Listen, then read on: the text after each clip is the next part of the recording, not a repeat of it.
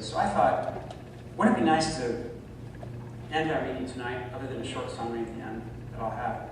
But I'm going to end it tonight by showing you an example then of just what I think is sustainable. I mean, I met one of my good friends who came down who thought that something made from hops and barley were sustainable, but that's not what I'm talking about. I want to tell you what I think is sustainable. But to do this, we're going to do a little exercise. Okay? What I'm going to do is I'm going to give each one of you in this room 2 acres of land. And you can do whatever you'd like to with it, but you have to grow food. And I know some of you are probably thinking, oh, this is great, man, we get to grow marijuana. Well, no. Okay, so one stipulation is if you grow marijuana, you can grow it, but it has to be a male plant. Because hemp is actually a very nutritious food. So getting back to the 2 acres and off the marijuana. One thing you can do with these 2 acres is that you can plant it in pasture, just like the proponents would like you to do. And you can throw in a few chickens. That'd be great, fine. And depending where your land's located, we'll give you the benefit of the doubt you can actually raise 1 cow on those 2 acres rather than having to borrow another 10 acres from somebody else.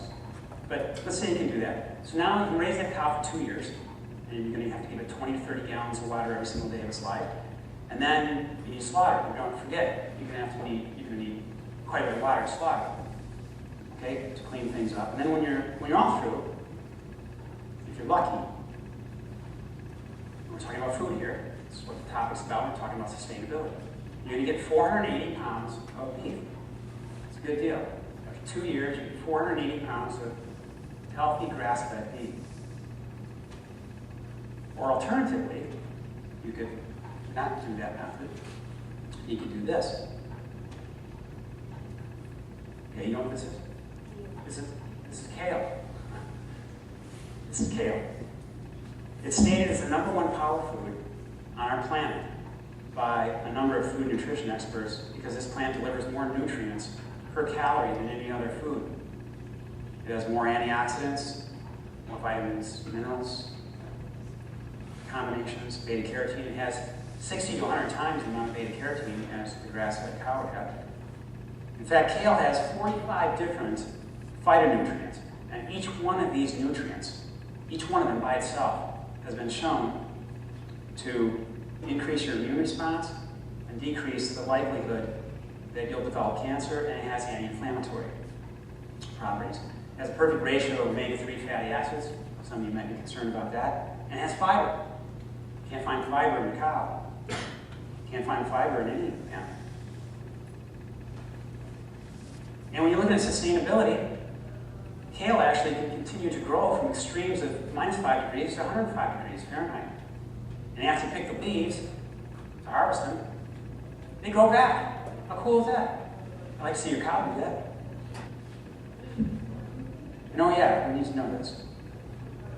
Remember, we planted only 1 acre of kale, okay? And you can get 10,000 pounds of kale in 1 year. So you're gonna get 20,000 pounds of kale in 2 years. And you didn't use any water. You didn't use any water in the slaughtering process either. And there's no pathogens you're gonna contract. You're gonna contract H1N1 or E. coli or anything like that in these plants. So you got 1 acre left. What are you gonna do with that? Well, you can plant this or a number of other plants on that acre. And what's this? These are quinoa seeds. Okay? So you plant 1 acre with quinoa. It's another powerful food. And it can be grown quite sustainably. It's going to yield 5,000 pounds per acre, so you can get 10,000 pounds of this in 2 years. A beautiful gluten-free source of protein. Derive all your protein, all balanced amino acid profile, no problem with that. And it has 14% fiber. It's quite healthy. So there you have it. With the first method, you've used your 2 acres of land to create something that can be called food, I guess, about 480 pounds of that. And it has minimal and no appreciable vitamin or mineral content. It does have some vitamin A, some vitamin E, some riboflavin, a little nice. No antioxidant content, but it has a high level of saturated fat, high level of cholesterol, and a type of protein that's been implicated, as you saw, in numerous disease states. And along the way, you produce tons tons of methane and carbon dioxide, and you use minimally 20,000 gallons of water. Or instead, you've used your 2 acres in this exercise to grow something like a combination like a kale and quinoa, and you produce 30,000 pounds of food. That's average. You might be able to produce a little more if you want to. You require no water, no greenhouse gas emissions, and the food that's produced is infinitely healthier for our planet. So I have a novel idea. Here's what we're going to do. We're going to go ahead and plant those 2 foods, kale and quinoa, on these 2 acres instead of using it for the cow. And then you're going to feed yourself, and then you're going to feed your family.